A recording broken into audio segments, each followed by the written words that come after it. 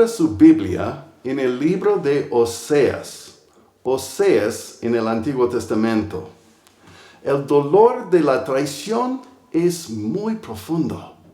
Conozco a muchas personas aquí en Loja quienes han tenido familiares, hermanos o hermanas que se aprovecharon de ellos económicamente, intentaron apoderarse de sus propiedades, se pelearon por una herencia. Jesús comprende todo esto. Piense en su dolor después de pasar 3 años con Judas como uno de sus seguidores más cercanos. Comieron juntos, hablaron por horas, durmieron en el mismo lugar y además este Judas vio a Jesús cuando les dio comida a los 5,000, cuando caminó sobre el agua, cuando resucitó a Lázaro. Y a pesar de todo esto, al final Judas lo traicionó. Recuerdo una canción de la música cristiana contemporánea en inglés que dice que cada vez que decidimos pecar es como el beso de Judas. La traición sexual es un dolor que puede ser aún más profundo. Muchos de ustedes ya han experimentado este dolor tan profundo. Recuerde que ofrecemos cursos enfrentando el asunto de sanando las heridas del corazón. Contáctanos para inscribirse. ¿Sabía que Dios comprende su dolor? Si usted ha sido traicionado por el adulterio o la infidelidad sexual, Dios comprende ese dolor. La Biblia describe nuestra infidelidad a Dios como adulterio espiritual.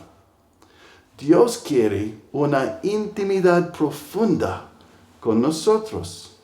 La Biblia dice que Él es un Dios celoso.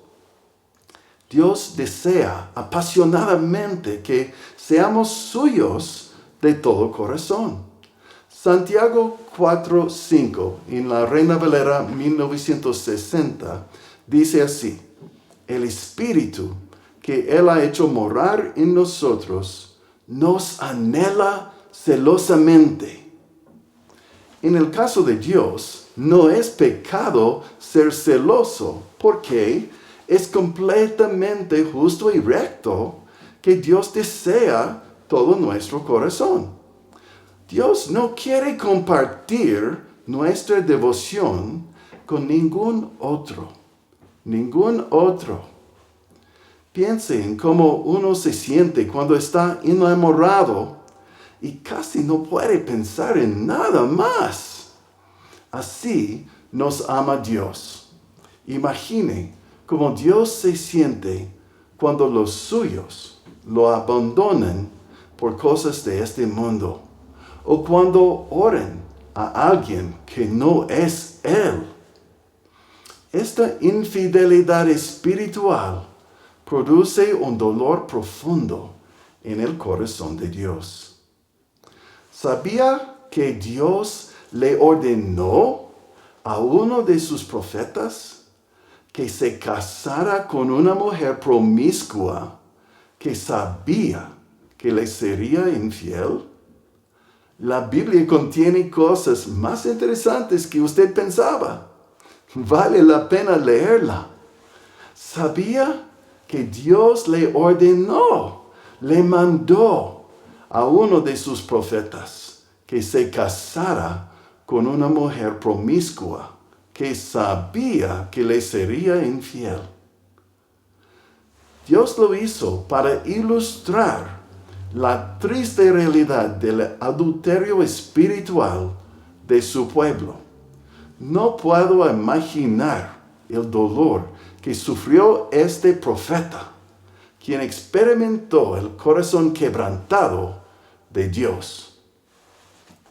Abra su Biblia en el libro de Oseas. Oseas. Excepto si menciono otra traducción, voy a usar la Nueva Traducción Viviente, que es muy entendible.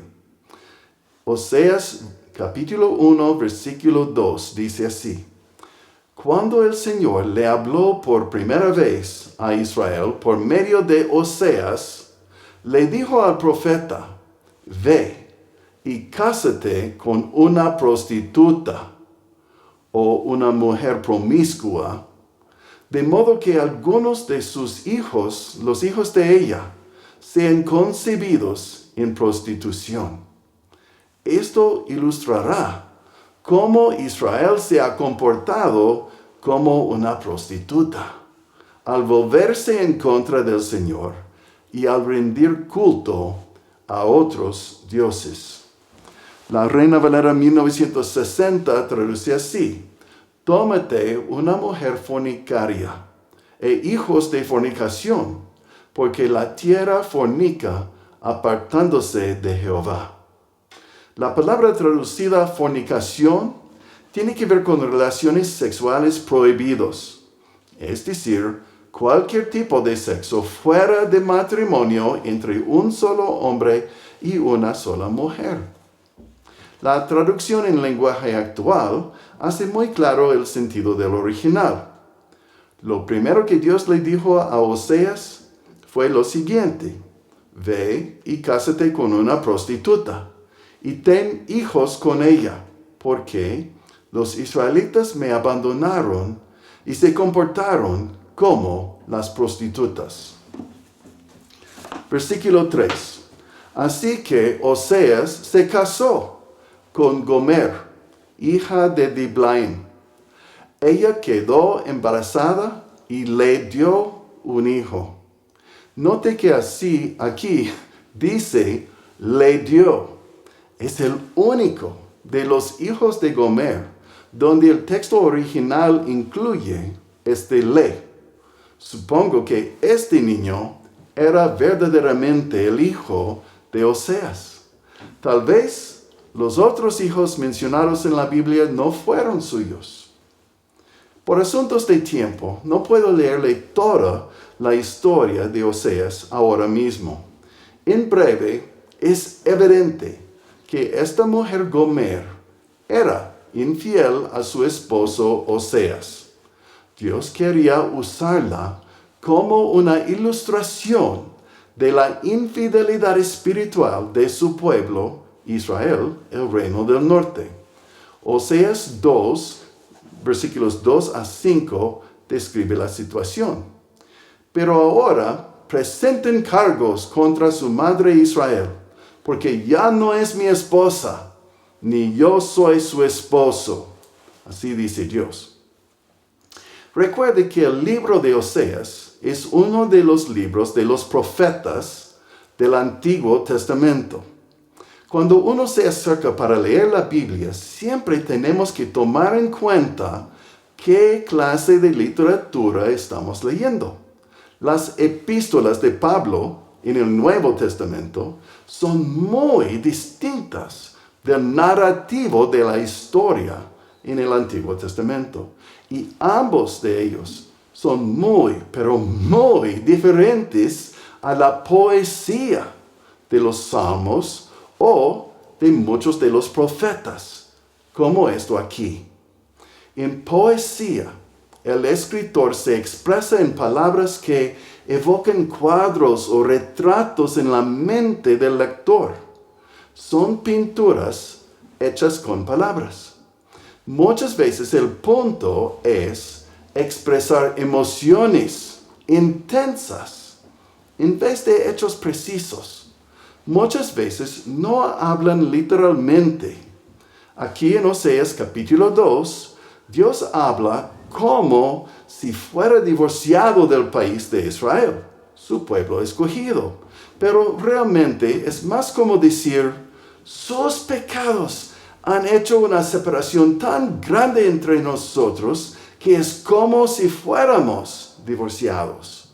Ella, es decir, Israel, no se comporta como si fuera mi esposa, y mi dolor es tan profundo como si fuéramos divorciados. Pero en pocos versículos usted va a ver que Dios es tan fiel que no puede abandonar a su escogida por siempre. Entonces, se debe leer Oseas para sentir la emoción de Dios, para ver la intensidad de sus deseos y de su indignación con Israel. Volvemos al texto bíblico. Estamos en la segunda mitad del versículo 2 de Oseas 2. Díganle que se quite del rostro la maquillaje de prostituta y la ropa que muestra sus pechos. La Reina Valera 1960 traduce así: aparte pues sus fornicaciones de su rostro y sus adulterios de entre sus pechos. Versículo 3. De lo contrario, la desnudaré por completo, como estaba el día en que nació. Para explicar, aquí Dios Todopoderoso dice en forma figurativa o simbólica que su pueblo se viste para atraer amantes ajenos. Y si ella no cambia su comportamiento, entonces, en forma figurativa, Dios mismo va a dejarla desnuda, avergonzada, expuesta al frío o al fuerte sol. Dios va a castigar por su infidelidad, para que ella llegue a un punto de arrepentimiento. La Biblia repite este tema muchas veces, que Dios disciplina a los suyos, que nosotros los creyentes debemos obedecerle a Dios fielmente. No lo hagamos para ganar la salvación, que vino gratis por el sacrificio de Jesús mismo en la cruz, pero porque ya somos salvos, pertenecemos a Dios. Y Dios quiere que le seguimos de todo corazón. La persona más triste, más desdichada, es el creyente desobediente. Romanos capítulo 2, versículos 4 y 5 nos advierte: ¿no te das cuenta de lo bondadoso, tolerante y paciente que es Dios contigo? ¿Acaso eso no significa nada para ti? ¿No ves que la bondad de Dios es para guiarte a que te arrepientas y abandones tu pecado? Pero eres terco y te niegas a arrepentirte y a abandonar tu pecado. Por eso vas acumulando un castigo terrible para ti mismo, pues se acerca el día de la ira, en el cual se manifestará el justo juicio de Dios.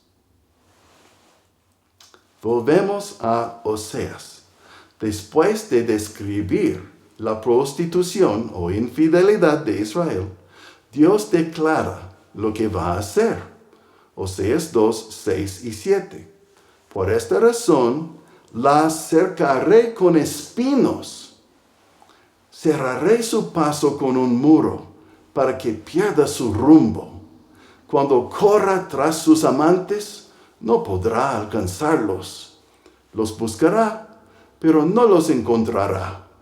Entonces pensará: mejor me sería volver a mi esposo, porque con él estaba mejor que ahora. La segunda parte del versículo 3 continúa con esta idea de castigo para provocar o estimular arrepentimiento. Oseas 2, 3, la segunda parte. Dejaré que muera de sed, como en un desierto desolado y árido. No amaré a sus hijos porque fueron concebidos en la prostitución. Su madre es una prostituta descarada y quedó embarazada de una manera vergonzosa. Yo creo que usted puede comprender el retrato que Dios está pintando con sus palabras.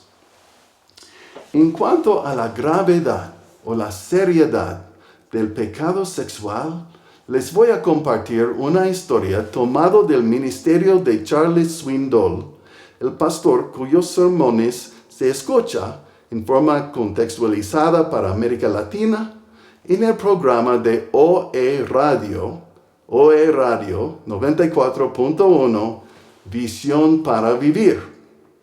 Voy a leer la historia. Dr. Swindoll dice: y por si acaso necesito un recordatorio de que Dios habla en serio en cuanto a la fidelidad, le pido que considere esta historia de la vida real. Podría salvarlo de alguna tragedia que tal vez le acecha a la vuelta de la esquina. Los nombres son ficticios, pero la historia es real.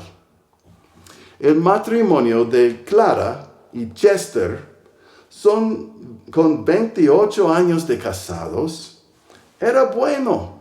No era el más idílico, pero era bueno.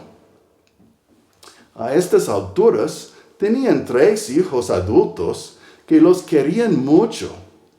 También contaban con la bendición de tener suficiente estabilidad financiera, lo cual les permitió soñar en una casa para su jubilación. Un viudo, al que llamaremos Sam, estaba vendiendo su casa. A Clara y Chester les gustó mucho la propiedad y comenzaron a hacer planes para comprarla. Los meses pasaron. Al fines del año pasado, Clara le dijo a Chester que quería divorciarse. Él se quedó mudo. ¿Por qué? Después de todos estos años de matrimonio, ¿cómo podía ella haber estado alimentando ese plan mientras buscaban una casa para su jubilación? Ella le dijo que la idea era relativamente recién. En realidad, era una decisión reciente, ahora que había hallado a otro hombre. ¿Quién? Clara admitió que era Sam, el dueño de la casa que planeaban comprar. Ella lo había encontrado en forma inesperada algunas semanas después de que habían hablado del negocio. Tomaron juntos un café. Y más adelante, esa semana salieron juntos a comer. Por varias semanas habían estado viéndose a escondidas. Y para entonces ya habían tenido relaciones sexuales. Puesto que ahora estaban enamorados, ya no había vuelta atrás. Ni siquiera los hijos, que detestaban la idea del divorcio, pudieron disuadir a la madre. El día que Clara iba a abandonar la casa, Chester pasó por la cocina rumbo a la puerta para ir al trabajo, dándose cuenta que Clara ya no estaría cuando él volviera. Titubeó. Bueno, cariño, parece que esta será la última vez. Y su voz se quebró en sollozos. Ella se sintió muy incómoda, así que se apuró para juntar sus cosas, se subió a su auto, echó marcha atrás para salir a la calle y nunca miró por atrás. Condujo rumbo al norte para encontrarse con Sam. Menos de 2 semanas desde que ella se había mudado para vivir con él, a Sam le dio un infarto del corazón y sobrevivió por unas pocas horas, y a la mañana siguiente Sam falleció. Cuando se trata de moralidad, Dios lo toma en serio, tan serio como un paro cardíaco. Dr. Swindoll dice: he dicho por años que si Dios actuara con igual rapidez en cada caso, la mayoría de personas que conozco lo pensarían dos veces antes de empezar algún enredo amoroso. Si Dios respondiera hoy, como lo hizo en los días de Ananías y Zafira, me pregunto si tendríamos que construir cementerios en cada iglesia.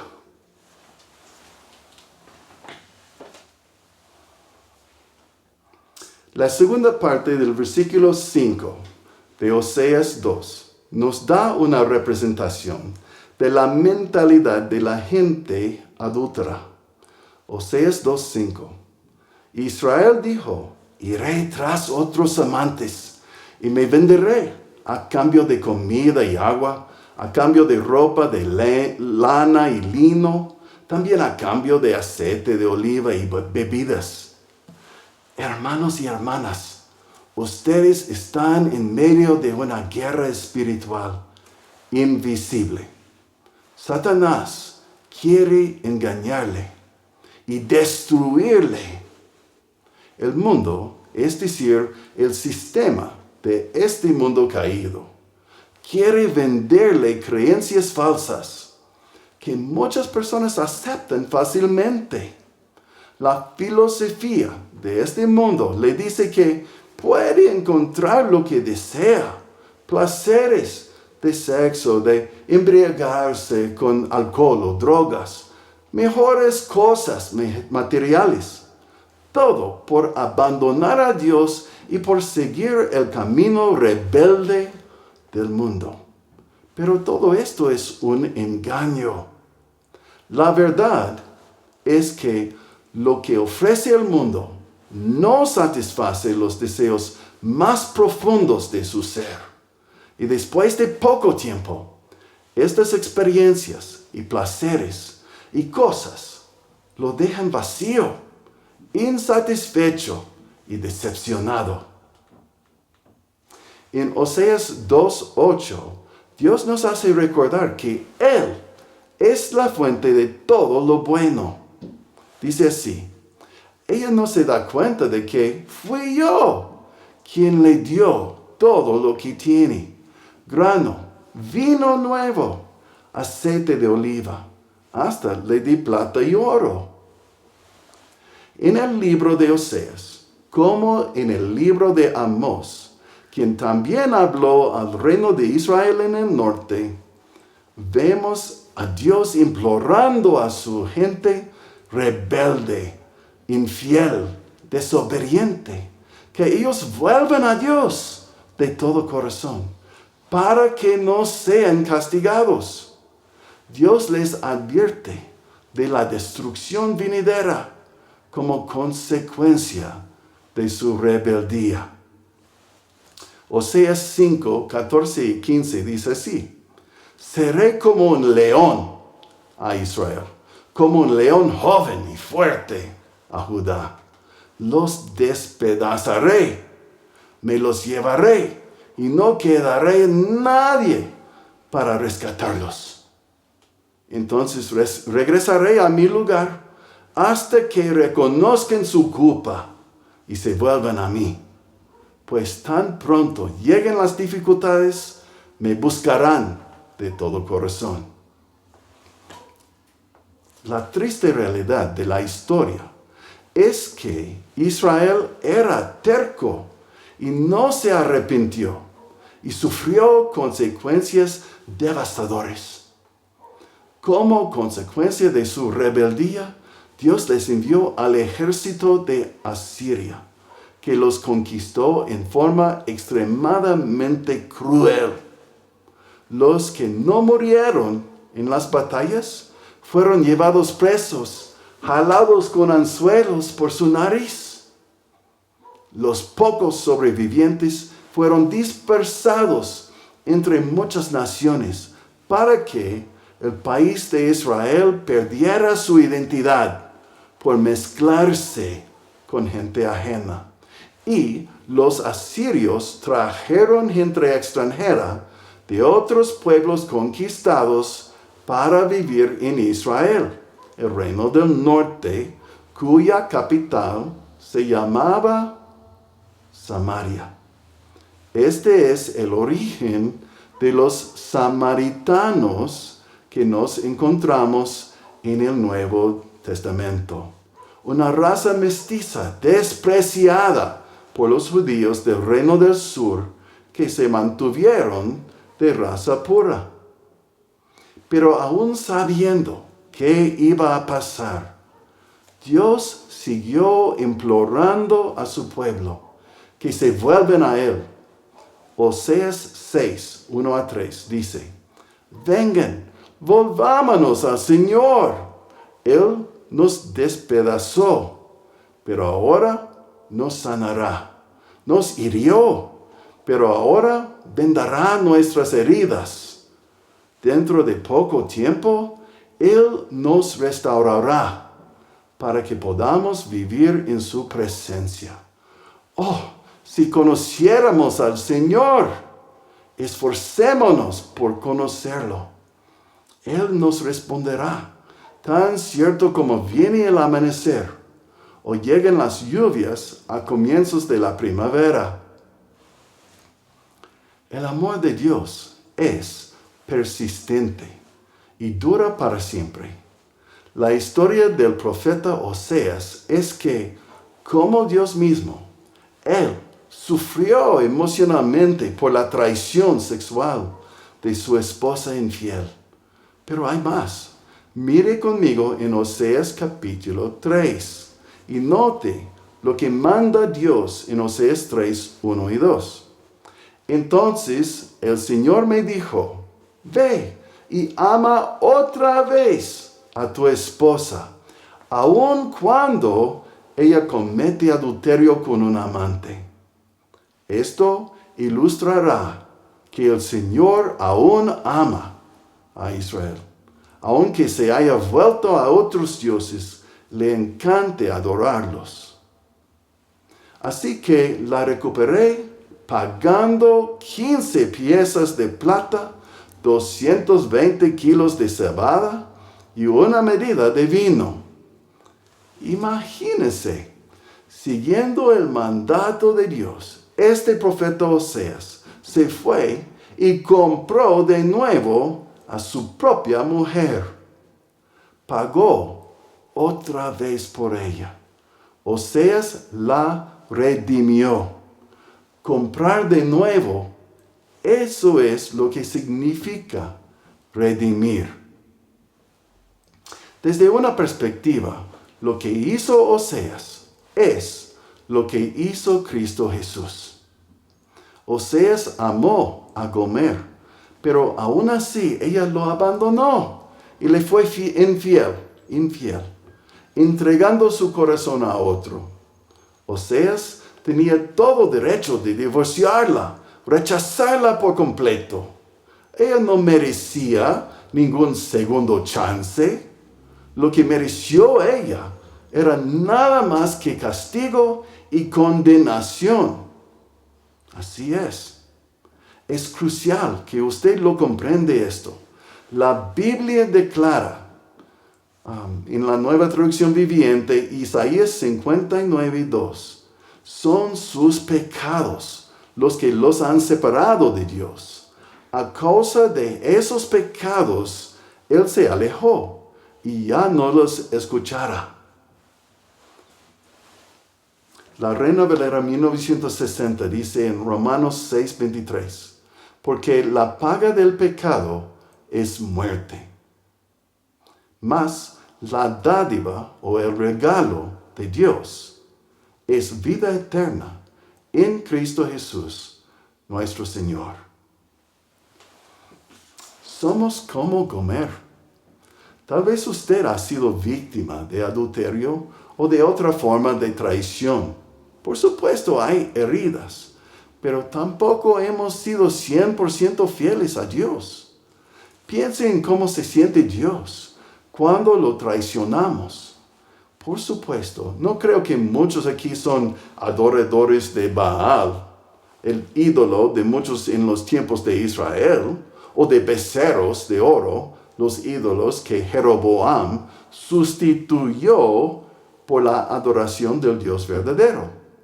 Tal vez usted no es devoto a la Virgen o a los santos, en vez de ser devoto únicamente a Dios mismo.